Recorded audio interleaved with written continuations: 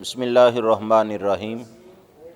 الصلاۃ والسلام علیک یا سیدی یا رسول اللہ وعلی آلک واصحابک یا حبیب اللہ۔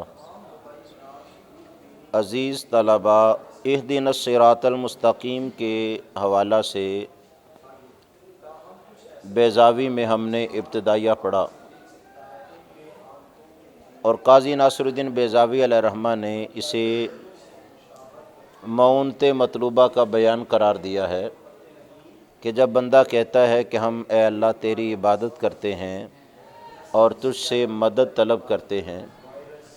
تو گویا اللہ تعالیٰ ان سے پوچھتا ہے کیف اعینکم، بتاؤ میں تمہاری کیسی مدد کروں۔ تو اللہ تعالیٰ جل وعلا نے اس کی تعلیم بھی ہمیں خود دی۔ یہ تعلیم المسئلہ بھی ہے، سوال کرنا سکھایا کہ یوں سوال کرو، اور سوال ہم نے یہ کیا کہ اے اللہ ہمیں صراط مستقیم درست راہ کی رہنمائی فرما۔ اور ہدایت کا معنی اراۃ الطریق اور ایصال المطلوب آپ پہلے پڑھ چکے ہیں۔ جب اللہ رب العزت جل وعلا سے بندہ سائل ہوتا ہے، اس کی بارگاہ میں مانگتا ہے، تو پھر ایصال الی المطلوب ہی مقصود ہوتا ہے۔ اور ہدایت کی کئی صورتیں ہیں اور مدد کی بھی کئی صورتیں ہیں، ان میں سے ہدایت مقصود اعظم ہے۔ قاضی ناصر الدین بیزاوی علیہ الرحمہ نے لکھا ہے وَہدایۃ اللہ تتنوع انواعا، اللہ تعالیٰ کی ہدایت کئی اس کی اقسام ہیں، اور اتنی زیادہ اقسام ہیں لا یحصیہا عد، کہ اسے شمار نہیں کیا جا سکتا۔ گننے والا گننا شروع کرے کہ اللہ تعالیٰ کی ہدایت کیا کیا چیزیں ہیں تو شمار میں نہیں لایا جا سکتا۔ جیسے اس کی نعمتیں شمار سے باہر ہیں، ایسے اس کا لطف و احسان، فضل و مہربانی جو ہدایت کی صورت میں ہوتی ہے، اور مخلوق پر جو لطف فرماتا ہے، اس کی بھی اتنی زیادہ انواع ہیں، اقسام ہیں کہ اسے شمار میں نہیں لایا جا سکتا۔ قاضی ناصر الدین بیزاوی علیہ الرحمہ نے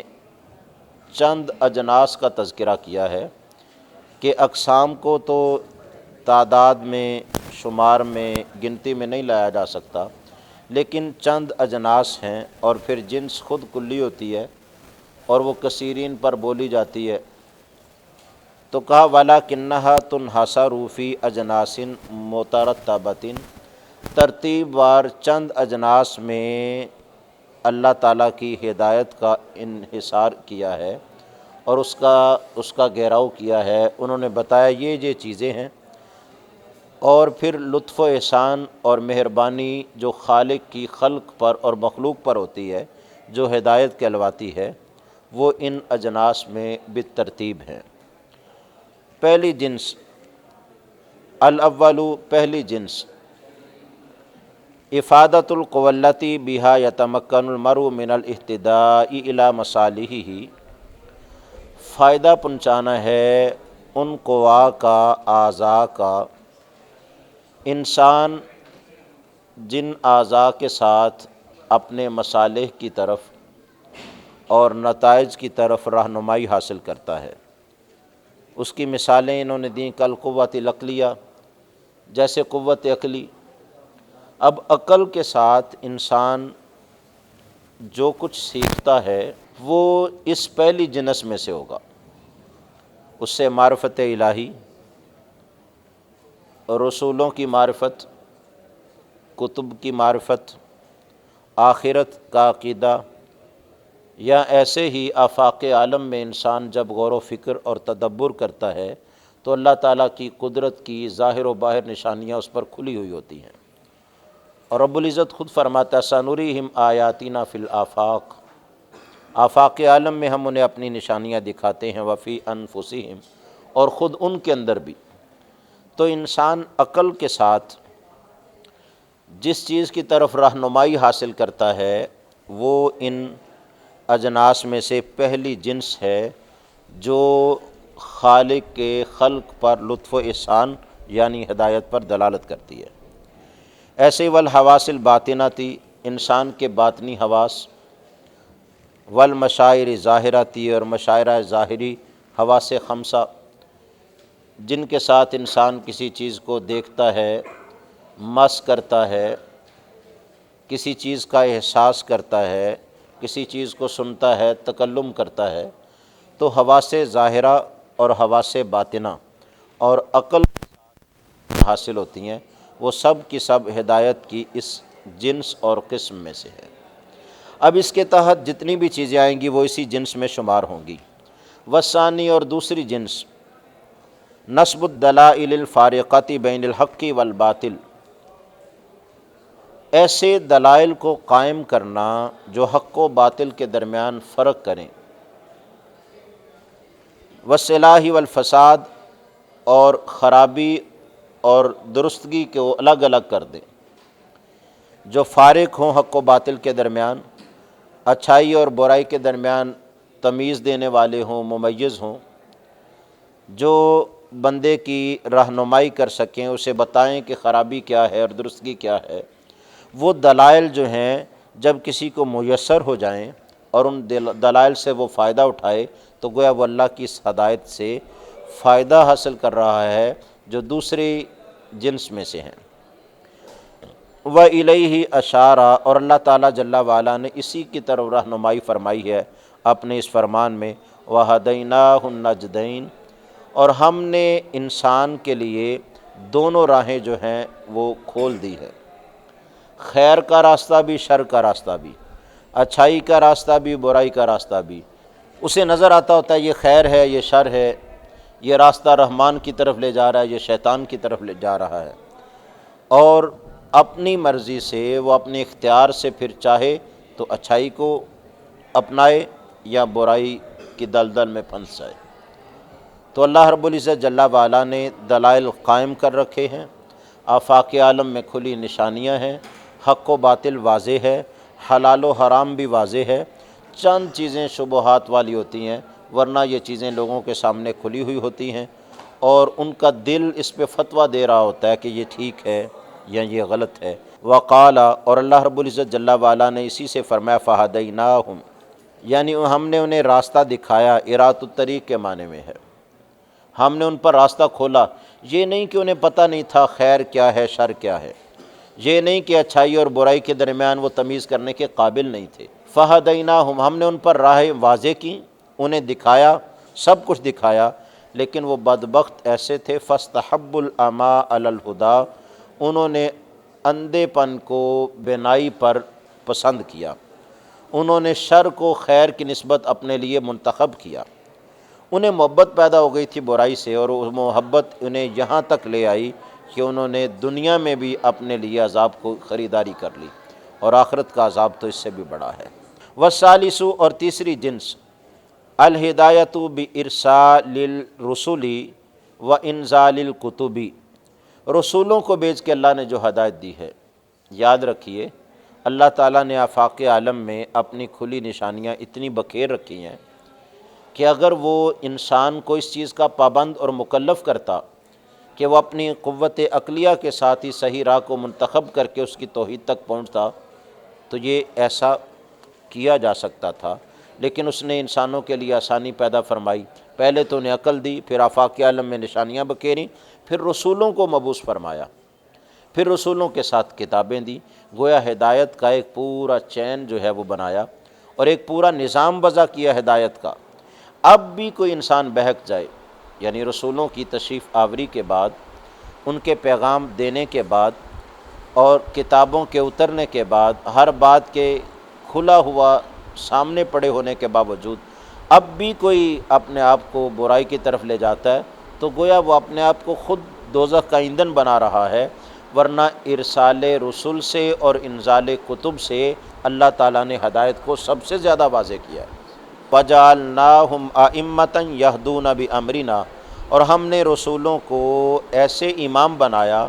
جو ہمارے فیصلوں کے مطابق لوگوں کو ہدایت دیتے تھے۔ وہ ہدایت خود سے نہیں بناتے تھے، اللہ تعالیٰ سے حاصل کی ہوئی ہدایت کے مطابق لوگوں کو ہدایت دیتے تھے۔ اور آقا علیہ السلام نے اپنے محبوب مکرم صلی اللہ تعالیٰ علیہ وآلہ وسلم کے اس منصب کو یوں بھی بیان فرمایا، وَإِنَّكَ لَتَهْدِي إِلَىٰ صِرَاطٍ مُسْتَقِيمٍ، اے محبوب بے شک آپ تو سیدھی راہ کی طرف رہنمائی کرتے ہیں، ہدایت دیتے ہیں۔ اور پھر قرآن یا کتب کے بارے میں بھی تذکرہ کیا تو قرآن کے بارے میں کہا ان ھذا القرآن یہدی للتی ہی اقوم، بے شک یہ قرآن وہ رہنمائی کرتا ہے جو سب سے زیادہ درست ہے، یہ سب سے زیادہ سیدھے دین کی طرف لوگوں کے لیے رہنما ہے۔ والرابع، اور چوتھی جنس، ان یکشف علی قلوبہم السرائر، کہ بندوں کے دلوں پر راز جو ہیں وہ منکشف ہونا شروع ہو جائیں، راز ان کے دلوں پر کھلنا شروع ہو جائیں۔ وَيُرِيهِمُ الْأَشْيَاءَ، اور اللہ تعالیٰ انہیں چیزیں دکھائے، کما ہیا، جیسے کہ ان چیزوں کی حقیقت ہے، حقیقتاً دکھائے، بالوحی، وحی کے ذریعے جیسے رسولوں کو، اول الہام، یا الہام کے ذریعے جیسے پاکیزہ اور نیک بندوں کو، اولیاء کو، والمنامات الصادقات، اور سچی خوابوں کے ذریعے۔ سچی خوابیں وہ خوابیں ہوتی ہیں کہ رات کو جو خواب میں دیکھا ہے صبح وہ سامنے ظاہر ہو۔ وَهَذَا قِسْمٌ يَخْتَصُّ بِنَيْلِهِ الْأَنْبِيَاءَ وَالْأَوْلِيَاءَ، اور یہ وہ ہدایت کی قسم ہے جو انبیاء اور اولیاء کے ساتھ خاص ہے، یعنی وہی نبیوں کے ساتھ خاص ہے، رسولوں کے ساتھ خاص ہے، اور الہام صالحین کے ساتھ، اور منامات صالحہ یہ دونوں کو میسر ہوتے ہیں، نیک لوگوں کو بھی اور انبیاء کو بھی۔ وَإِيَّاهَا أَنَا بِقَوْلِهِ، اور اللہ تعالیٰ کے فرمان سے یہی مراد ہے، أُولَٰئِكَ الَّذِينَ هَدَى اللَّهُ فَبِهُدَاهُ مُقْتَدِي،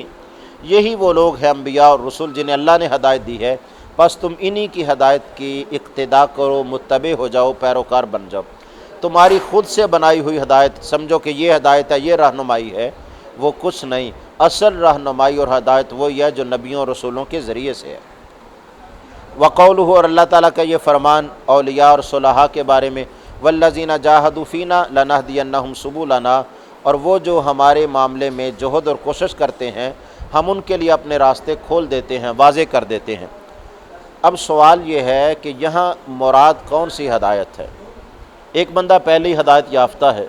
وہ بھی نماز میں یہ پڑھتا ہے اہدنا الصراط المستقیم، یا اللہ ہمیں سیدھی راہ پہ چلا، اب اس کا کیا معنی ہوگا؟ ایک گمراہ کہتا ہے یا گناہ گار کہتا ہے، اس کا کیا معنی ہوگا؟ تو انہوں نے کہا مطلوب یہاں کیا ہے، اما زیادت ما معناہ من الہدی والثبات، یہاں تو یہ مطلوب ہے کہ ہدایت اور والثبات علیہ، ہدایت پر قائم ہونا جس سے میسر ہے اس میں زیادتی مراد ہے، او حصول المراتب المرتبۃ علیہ، یا ترتیب بار جو اس پہ مراتب مرتب ہوتے ہیں وہ مراد ہیں۔ فَإِذَا قَالَهُ الْعَارِفُ بِاللَّهِ، جب اللہ کی معرفت رکھنے والا الواصل اور واصل باللہ یہ کہتا ہے اہدنا الصراط المستقیم، تو آنا بھی، تو مراد اس کی یہ ہوتی ہے ارشدنا طریق السیر فیک، اے اللہ سیر فی اللہ کے راستے کی ہمارے لیے رہنمائی فرما، لتم ہوا انا ظلمات و احوالنا، تاکہ ہم سے ہمارے ظلمات احوال کی ظلمات اور اندھیرے چھٹ جائیں، ختم ہو جائیں، وتمیت غواشی ابداننا، اور ہمارے جسم پر جو پردے ہیں قدورتوں کے وہ سارے کے سارے ختم ہو جائیں، یہاں تک حالت ہو جائے لنستدی بنور قدسی کا، تاکہ ہم تیرے مقدس نور کے ساتھ دیکھیں، فنرا کا بنوری کا، اور تجھے تیرے ہی نور کے ساتھ دیکھیں۔ اسی لیے حدیث میں بھی آقا علیہ السلام نے فرمایا اتقوا فراست المؤمن فانہ ینظر بنور اللہ، مرد مومن کی فراست سے ڈرو، وہ اللہ کے خاص نور سے دیکھتا ہے، تو وہ یہ نور ہوتا ہے جو اسے فراست کے طور پر میسر آتا ہے۔ امر اور دعا لفظاً اور معناً مشترک ہیں، اب لفظ بھی وہی ہے، معنی بھی وہی ہے، لیکن فرق ہے وَيَتَفَاوَتَانِ بِالِاسْتِعْلَاءِ وَالتَّصَفُّلِ، استعلاء و تسفل کا فرق ہے، بڑا چھوٹے کو کہے تو امر ہے، چھوٹا بڑے سے عرض کرے تو وہ دعا ہے یا ریکویسٹ ہے، گزارش ہے۔ وقیلہ بالرتبۃ، اور یہ بھی کہا گیا رتبہ کے اعتبار سے فرق ہے، بڑے رتبے والا بڑے عہدے والا بات کہے تو وہ حکم ہوتا ہے، اور چھوٹے رتبے والا وہی کرے تو ورز ہوتا ہے۔ تو ہم اہدی، یہ جو امر کا صیغہ ہے رب سے جب کہتے ہیں تو یہ دعا ہے ہماری طرف سے، وہ خالق ہے، ہم مخلوق ہیں، وہ رازق ہے، ہم مرزوق ہیں، اور وہ واجب الوجود ہے، ہم سب ممکن الوجود ہیں، گویا ہم دعا کر رہے ہوتے ہیں اللہ ہمیں سیدھے راہ پر چلا۔ اور یقینی طور پر جو اللہ سے مخلص ہو کے دعا کرتا ہے، اور دعا کی تعلیم بھی اللہ تعالیٰ نے خود ہی عطا فرما رکھی ہے، وہ دعا ضرور قبول ہوتی ہے۔ اللہ تعالیٰ ہماری ہدایت کی طرف رہنمائی فرمائے۔